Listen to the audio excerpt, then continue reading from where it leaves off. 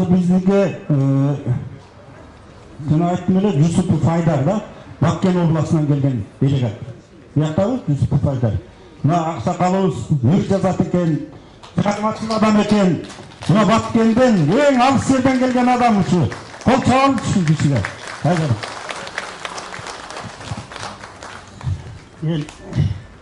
Бүгүнкү курултай кичине кеч башталдыбы деп ойлоп отурам да. Себеби эл аябай эмеден бышып жетилди. Биз бу жерде бийлик талашы үчүн чогулган жерибиз жок. Бул жерде биригүү үчүн, Кыргызстандын бактысы, келечеги үчүн чогулуп отурабыз. Ушу биздин үнүбүз Кудайга, мына бийлик башындагыларга жетсе болгону.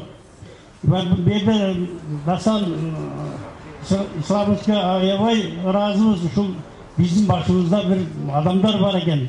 Негизи мен айта турган жерим Баккенде 1913 жылы 6 январда кыштуу дайыл өкмөтүнө жайгашкан Өзбекстандын Фергана областынын Сох анклавындагы Ушар айылында 1000 түтүн эл жашайт.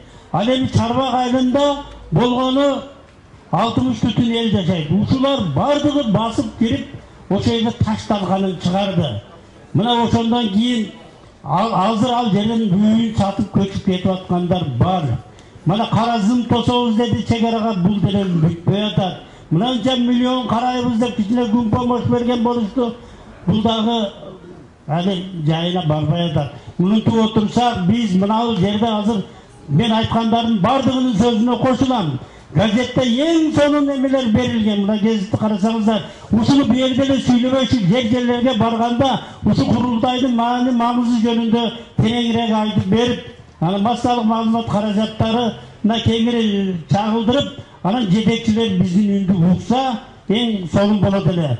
Ошондо 1000 түтүн жашаган Ушар айылынын калкы баягы Чарбак айылын тепсе, өрттөп, күйгүзүп, байлыктарын тоноп, эме кылгандан кийин мен чыдабай туруп анан мына Алиби гезитине ук улуктар, ук дүйнө, ук аалам дегенде ыр берген. Ошону окуп берейин.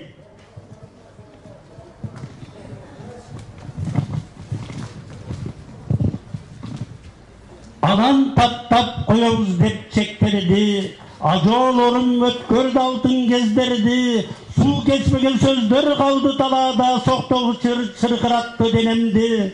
Бу жагымсыз окуянын чорлону, казанымда камтылса эле болгону, каттап кирсе миңдей киши Чарбакты канжыттанды чегаранын тозоту.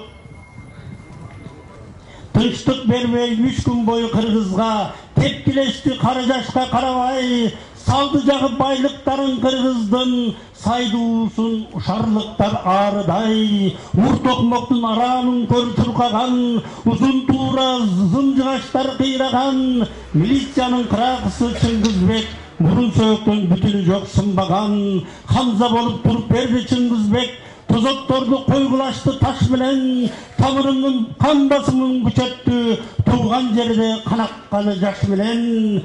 Соган кылап элди кыйнап келесин, унуткарып Каныкейдин элесин, ушарлыктар узун элди дуу кылды, уялсаңар кантимизди жеңесин. Махалланын сайыттары жазышты, маалымдашты, бурмалашты, агышты, сыйлабадың эки өлкөнүн мыйзамын, сүйлөткүлө өзбек акын Вахитти. Актыбиздей жылчык таппай ушарлык, аңко кыргыз бу сапарда буттурду, акыр түбү чекти төз чубулуктар, жашоолору болсун десең мурунку, Нарботонун урпактары Чарбактык, кан жутсаң да жерди бербей талаштың, күнөөлөрүн сезген окшо булуктар, чегарага тосмок болду Каразым. Армияны оңдогула жакшылар, күнүбүзгө жарай турган ошолор, Шералхан тукумдарын сактайлы, булаламат унутулуп жоголор. Рахмат. Бирок мен дагы бир нерсени айткым келип турат. Мынанда кыргыз тили мамлекеттик тил болгондон кийин мен мына жердеги электр энергиясын абдан сонун болуп козголгон. Бакиев ушунун аркасынан кызматынан кетип куулуу элдерин көрө албай жүрөт. Ушуну угуп туруп кайра электрге көтөрүп койгону бул таң каларлык. Билбейм, силер бүтүн мына эмеде жашасаңар, шаарда бийликтегилердин кичине эмеси түрткүлөп коюшуңар керек бул маселе боюнча. Дагы бир балекетке жолукпайлы да биз аксакал болуп калдык. Эми айта турган нерсе, мамлекеттик тил деп коюп, официалдуу тилди жан башына киргизип коюшкан. Бул официалдуу тил жок мол боюнча миллиондогон сомдорду сарптасак деле кыргыз тили эч убакта мамлекеттик тил боло албайт. Шуну эсиңерге алгыла. Биздин кыргыздардын жарымы орус болуп калган.